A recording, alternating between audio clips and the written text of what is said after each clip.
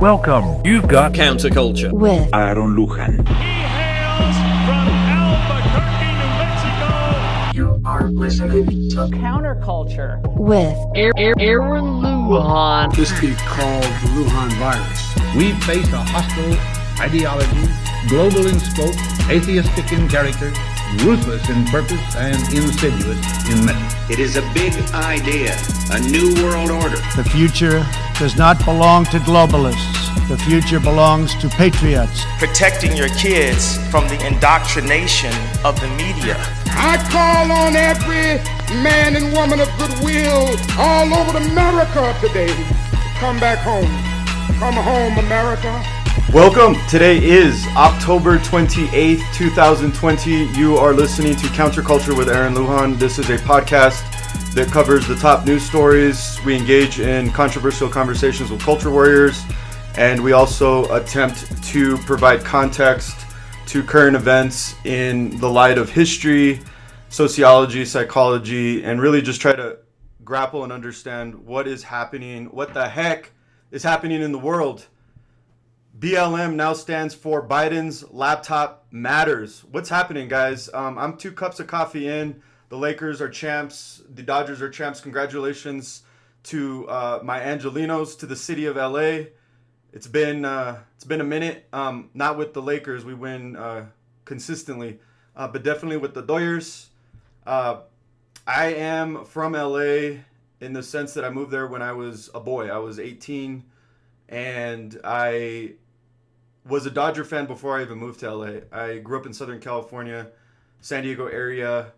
I always thought the Padres were just cheesy, like a lot of San Diego stuff. And the area that I lived in, we actually got LA television. And so I was actually exposed to more LA sports growing up than San Diego sports. So, and then plus just being the contrarian that I am, surrounded by Padres fans, I wanted to piss them off and just have a little fun being that black sheep in San Diego wearing a Dodger hat and having people approach me saying, really? Same thing with the Lakers. I grew up with Magic Johnson. I remember sitting at the dinner table watching Magic do his magic, and I had an opportunity once to sit courtside about 4 seats away from Vanessa Bryant back in 2000, like the mid-2000s. And that was an incredible experience to be just a few feet away from these athletes. Been a countless Dodgers games, just a lot of great memories. I remember the Laker playoffs with Kobe and Shaq back in those early 2000s, those three-peats, and I just remember being at the bars and restaurants with all those people here in LA watching the Lakers win. And it was just a really exciting season of my life. And I've always just kind of rooted for the Dodgers, rooted for the Lakers. And as we all know, the Lakers won the World Championship just a few weeks ago. And the Dodgers won last night. And I don't care. And I asked my wife yesterday, is it like, why don't I care? Like, I genuinely don't understand why I don't care. And thinking about that question, I think there's a couple reasons for that. One, I don't like the fact that everything's political. You have vote on the baseball field. You have the teams coming out with Black Lives Matter shirts. Like a lot of other people, I go to sports to escape reality. It's a diversion. It's a way to essentially escape. And in addition to that, I also feel like it just is not as important anymore. I feel like we're in one of the most perilous, exciting, transformative times in history, especially here in America, in American history, where this is not hyperbole. I believe we're fighting for the soul of this country. We are in the midst of a revolution, a psychological civil war. And you can tweet that, by the way, psychological civil war. You heard it here first on Counterculture. And I just don't think sports is as important, it's not as interesting because there's far more pertinent issues at play at the moment. And so it's kind of sad. I feel like I'm missing something that I had been wanting for so long, and now that I got it, I don't care. If that makes any sense to anyone. So, but nevertheless, congratulations to the Doyers. Congratulations to the Lake Show. Congratulations to the city of LA, to Southern California. It's been a long time coming.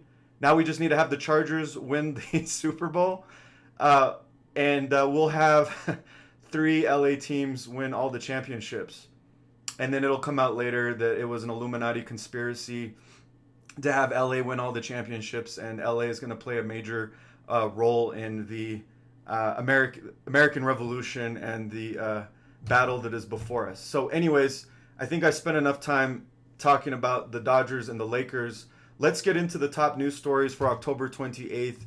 For those of you who are new listeners, this podcast is a video that's streamed right now only on Facebook. I'm going to expand to a couple platforms, but you can listen to it on all the major podcast players. I attempt to, in a focused manner, cover the most important news stories and provide a context to those stories so that you can make informed decisions about your life and about your family's future based on the world events that are surrounding you. Because we, as you, I'm sure, know or at the very least suspect, the mainstream media, the corporate news that we are surrounded in is not telling us the truth. There is an agenda behind it, and counterculture is specifically designed to remove the agenda-driven spirit of the news presentation and genuinely provide honest analysis. So my top news story for the day is actually commentary, and it's coming out of Western Journal. And you guys would bear with me. Like I said, I haven't been on this horse in a month. I've been working on some projects. I stepped aside for a while, and now I don't know how to ride a horse. So here we go. Western Journal. Hunter Biden's laptop, the laptop from hell. Schumer urges FBI director to ignore growing Biden scandal, warns investigation could undermine the rule of law. If you've been living under the Denver International Airport in Lemmingland, child abuse, quid pro quo, federal felonies with Russia, collusion with Ukraine, selling out America to China, smoking crack with hookers, potential rape, and admission in email that presidential candidate Joe Biden has been lying. As you know, this has all been coming out. I feel like it needs to be repeated because I feel like some of the people that follow the podcast are subject to some of this censorship, and you may just be getting some of these details through counterculture. So we had Hunter Biden leave his laptop at a repair shop in Delaware. Apparently, the FBI has had it since December. It was dumped just within the last week or so. And as I mentioned, all of this revelations have come out that the Biden crime family is incredibly corrupt. And now we have the mainstream media not discussing it. We have Silicon Valley in full court press censoring the information. And then we, in addition to that, now have the U.S. Senate, the Democrat leadership, saying that we need to bury this story. So what is actually at play, guys, is the fact that the Bidens are being exposed before all of the world to see. It's literally surrounding potential human trafficking and child sexual abuse, which leads me to my second story out of the Gateway Pundit. This story is regarding the text messages that were revealed out of Hunter Biden's laptop. Text messages show VP Biden and his wife colluded to suppress Hunter's actions with a certain minor. And if you're our video viewers, you can actually see the article before you. Some of the text messages are available which tell people I'm sexually inappropriate with her daughter in a text message between Hunter Biden and a family member. He's not allowed to be around a minor because he's been sexually inappropriate around the child. And the text messages reveal that Jill Biden, Joe Biden's wife, and Hunter and Joe all want to get together to get their, quote, story straight. Hunter, it is imperative you call me or your father. Your father is getting, as I am, barraged by blank. He has not responded. I have not responded. We both agree with and trust you. She is spreading what you told me, and I believe you are lies. Once again, we both need you side of the story so we can both shove it down her effing throat. Implore you to call. Please. We are on your side. I believe you. This is nothing short of character assassination. Love you, Jim. So I think that was the uncle. So all of the text messages are here for you to read on the Gateway Pundit. And apparently it looks like Hunter Biden has a sick, manipulative desire to abuse children. And the Biden family is trying to cover it up. And the laptops now expose all of these crimes for you to see, which has resulted in some folks on the left determining that sexual abuse of children is actually worse than Orange Man. My father told me that a lot of even well-meaning Democrats and hardcore anti-Trumpers come together with pro-Trump conservatives in a nonpartisan manner, and that child abuse is a nonpartisan issue. We can all agree, thankfully, that is not political and that we all stand against it, which is why Gateway Pundit's reporting that Google searches for "Can I change my vote?" spike following Hunter Biden sex tape release. It's one thing to hear about it. It's another thing to see Hunter Biden's butt and people involved in sexual activities and smoking crack.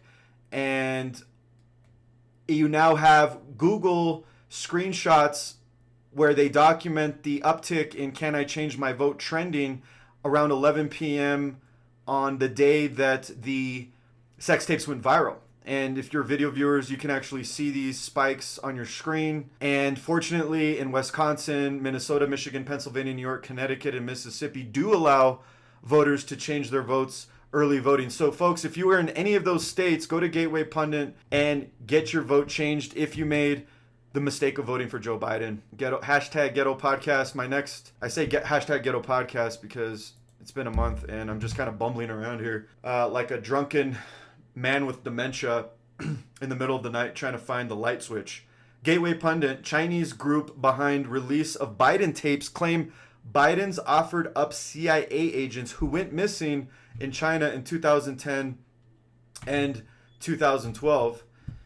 What's most interesting about this particular revelation out of the laptop from hell is that it documents the agenda of the Communist Chinese Party pertaining to the United States. From what I can ascertain from these leaks is that there may be, like here in the United States, patriots in the Chinese intelligence community or in China in general wanting to hurt the CCP, the Communist Chinese Party. And since we are in an information age, all warfare is psychological warfare. Not all warfare, but new warfare is psychological warfare. They're now dropping these, but thankfully, right, we're not getting bombs dropped on us. I'm not hiding in my basement, but what I am doing is documenting the fact that China is releasing some of this information in the United States and saying they take advantage of all those Western politicians, celebrities, and their families who are greedy for Chinese wealth and threaten them by getting hold of and recording their sex and drug videos, forcing them to sell out their countries and people and even their own national security in order to cooperate with the Chinese Communist Party's world domination.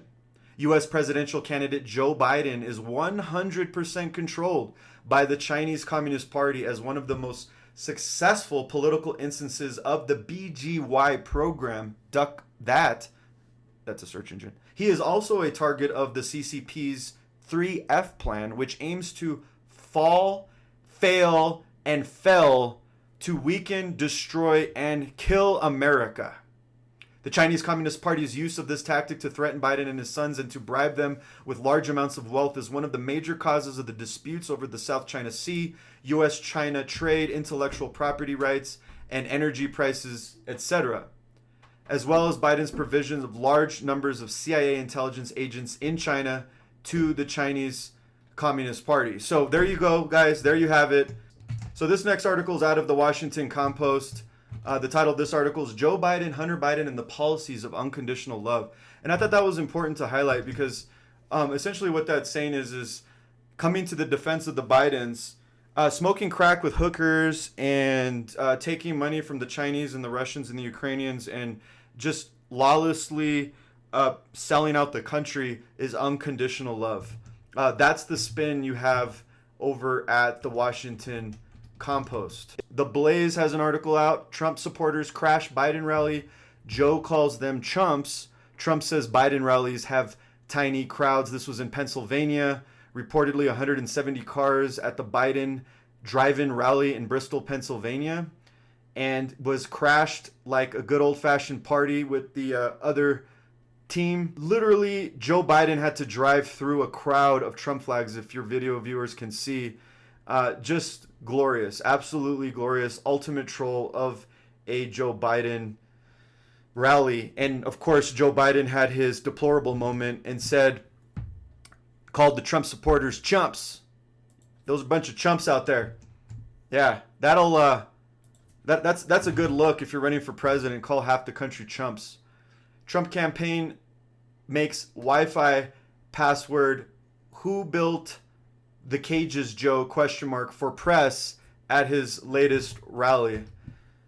Thought that was hilarious. Another gaffe of all gaffes from Joe Biden. This is actually coming out of Fox News.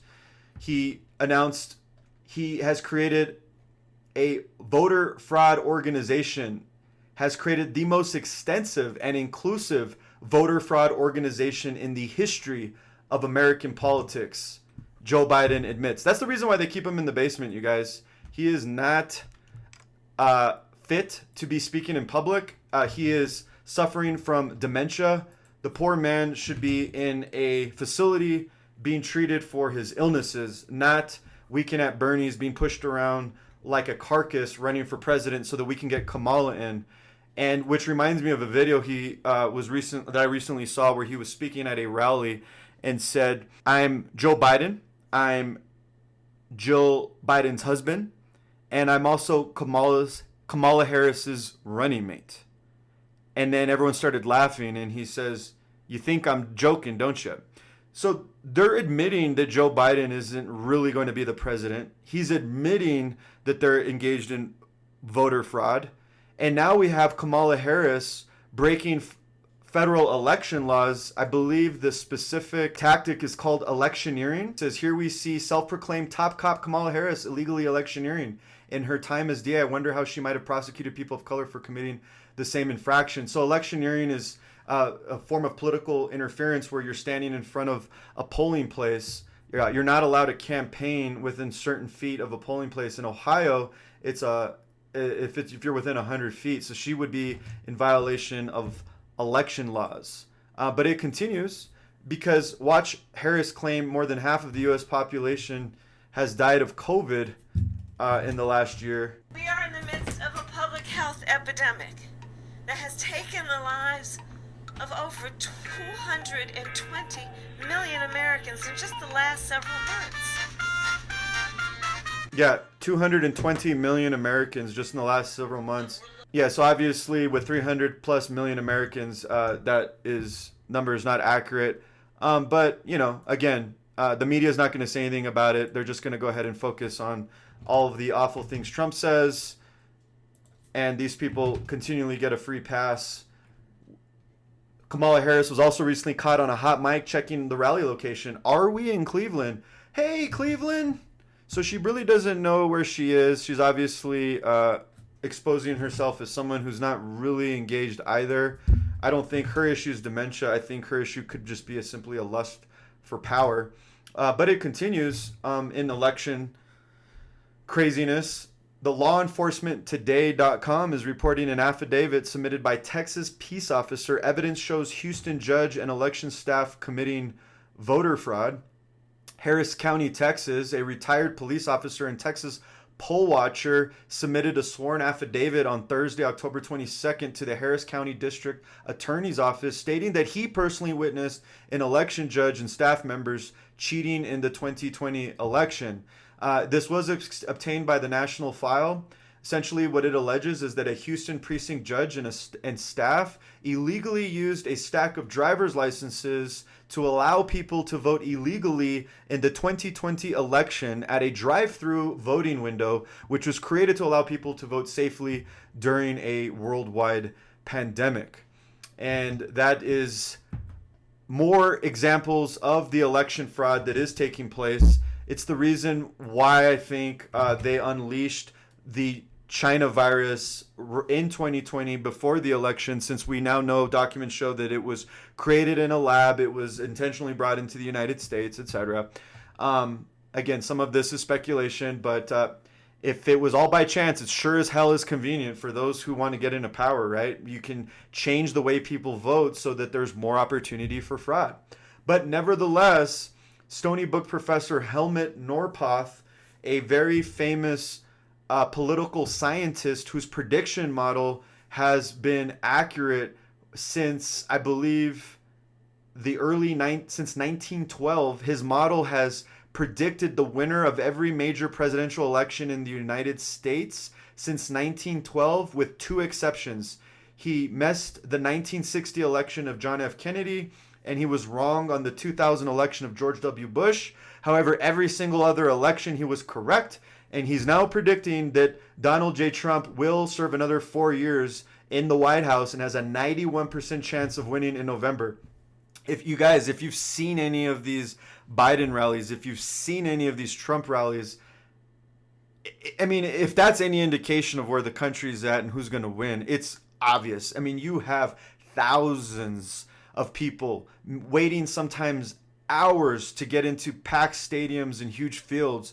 And you look at these Biden rallies and you got a couple elderly people sitting in foldable chairs in like little circles with masks on. There's less than usually about, from what I usually see, about 20, 30 people, including staff and media, which is absolutely no energy. The guy's talking about Corn Pop's a bad dude, and he's running for Senate against George W. Bush. And I mean, this would be laughable if there wasn't so much at stake.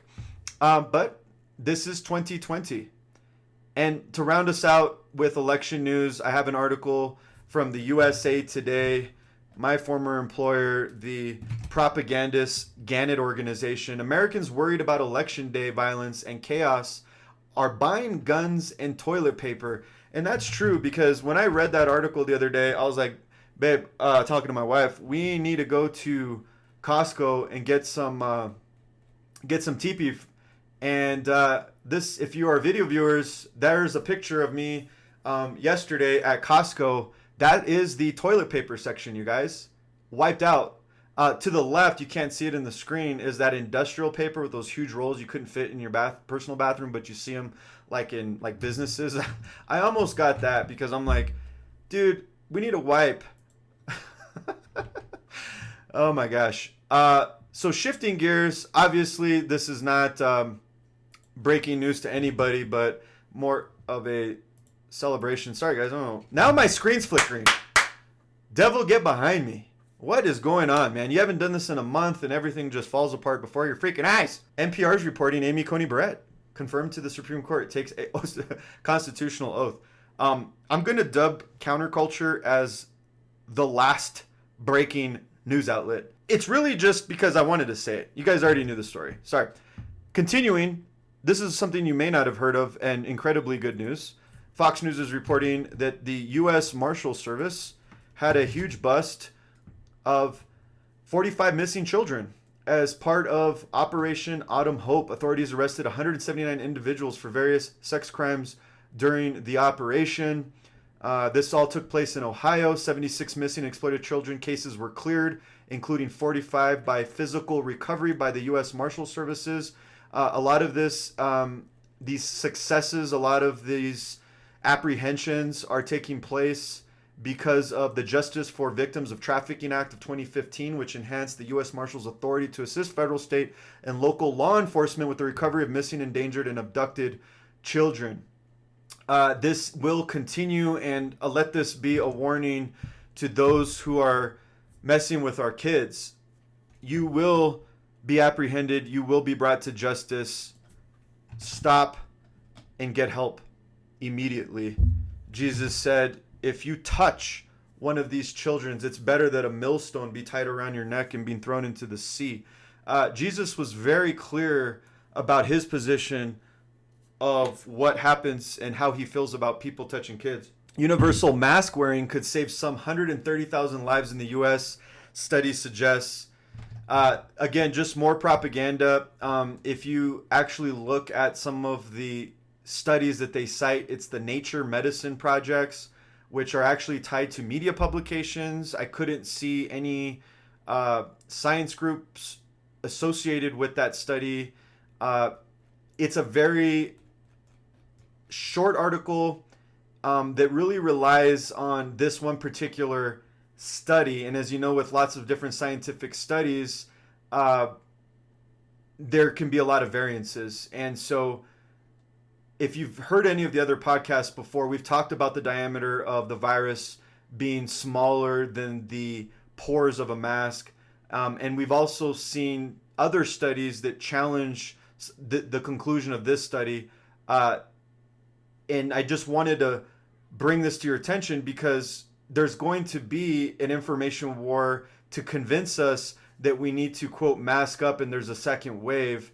But there's also a counter response like Revolver, who also just recently conducted their study that doesn't necessarily challenge the effectiveness of masks, but what it does, it does challenge is that the cure shouldn't be worse than, that the response shouldn't be worse than the disease. In other words, the precautions that we're taking to stop the spread of COVID should not be worse than COVID itself.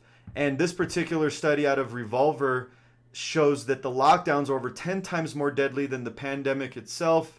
You consider substance abuse, you consider child abuse, you consider job loss, the closures of businesses, the suicides that are taking place, the psychological damage that we're doing to our children, the marriages that are falling apart, and all of the long-term consequences of these lockdowns are having on the country. This particular study is arguing that it far outweighs the threat of COVID-19.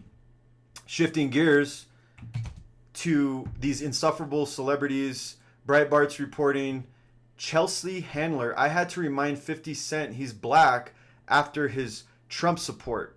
So apparently, according to Chelsea Handler, you need to vote a certain way based on the color of your skin.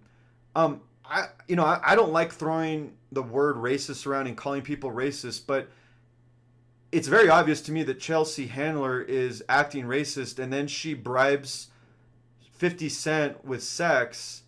I guess they were in a relationship, and she's saying that she'll sleep with him if he changes his mind. And apparently he's going to be getting some because he just recently tweeted out F Donald Trump.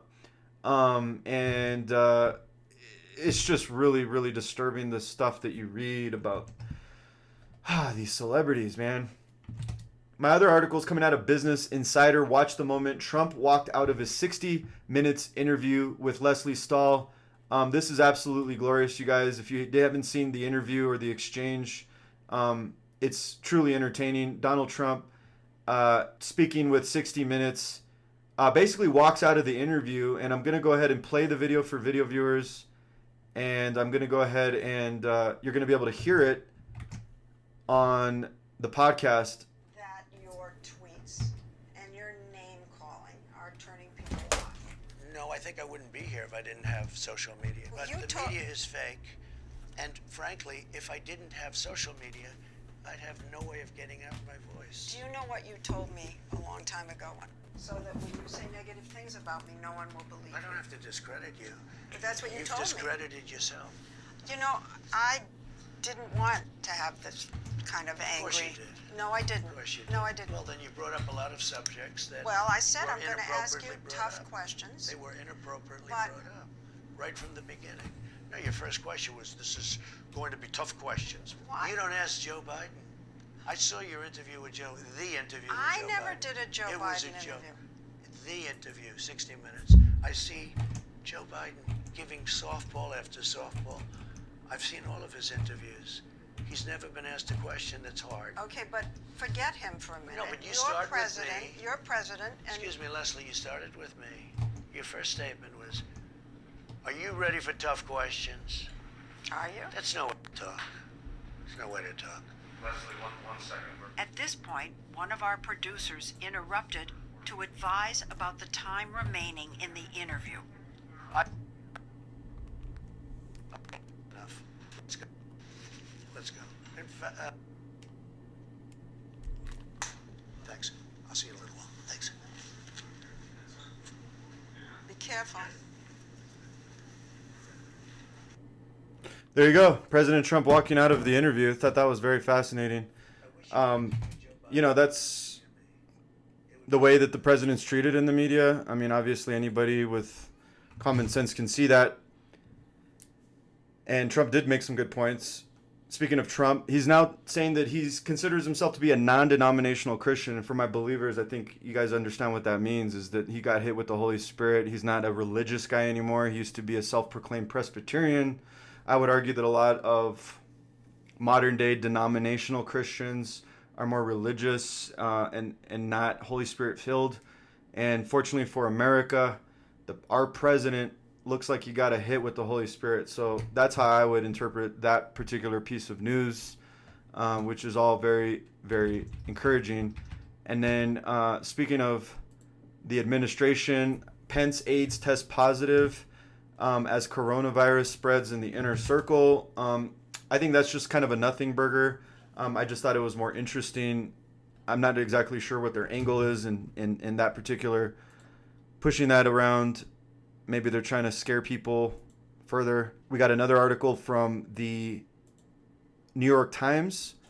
An end to the chapter of dictatorship. This is my international news. Chileans vote for a new constitution. A lot of the constitution that they had previously was during the dictatorship of Pinochet. So congratulations to the Chilean people. They're asking for more freedoms, as the rest of the world just is in a serious realignment. Speaking of Latin America, Daily Caller is reporting massive fentanyl lab in Mexico City capable of processing 11,000 pounds of raw material at a time seized.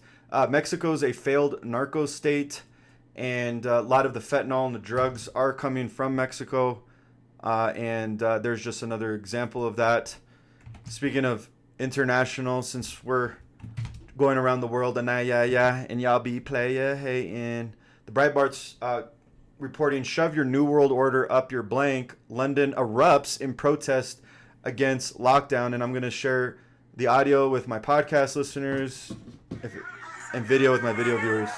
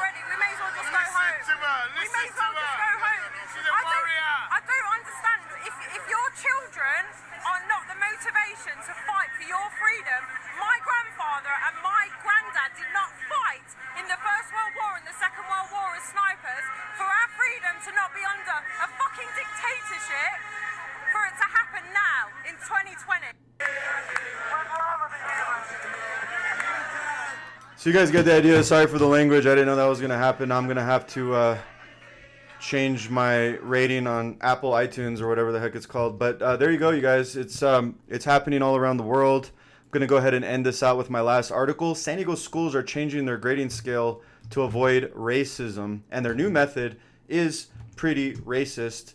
And I'm going to go ahead and give you the article here.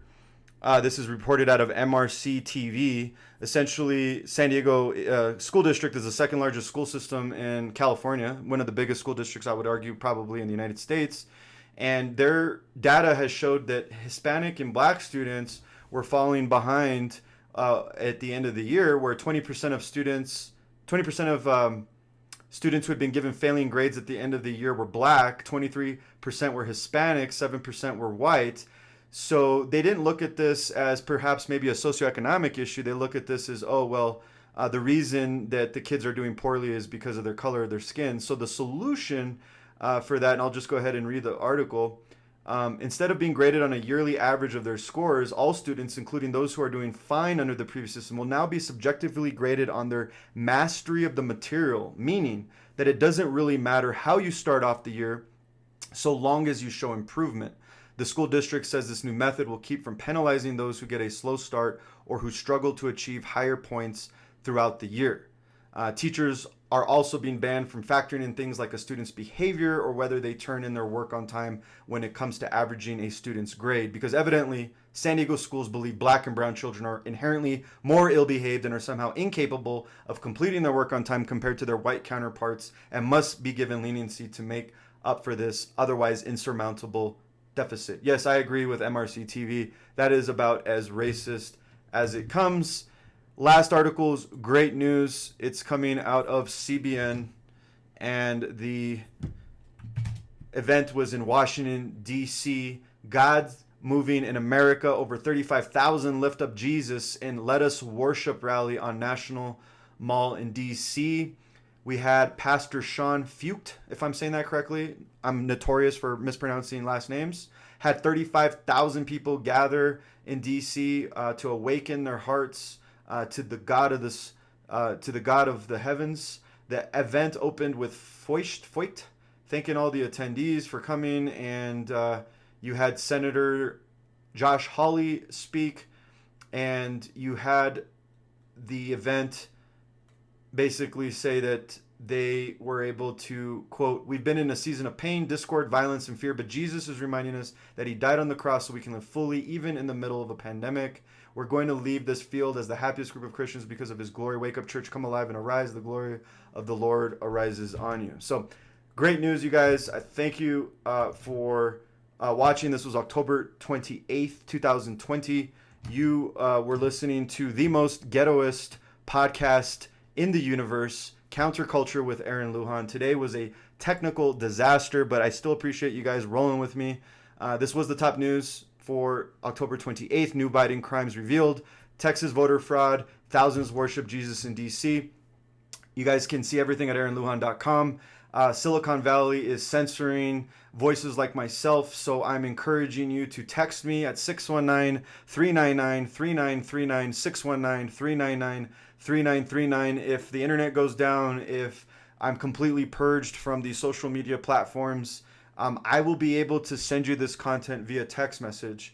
And if you're on social media, get off of Facebook and Twitter, move on to gab.com. I'm on gab.com/Aaron Lujan, probably the fastest growing, freest social media platform in the world at the moment. Thank you so much. Take care.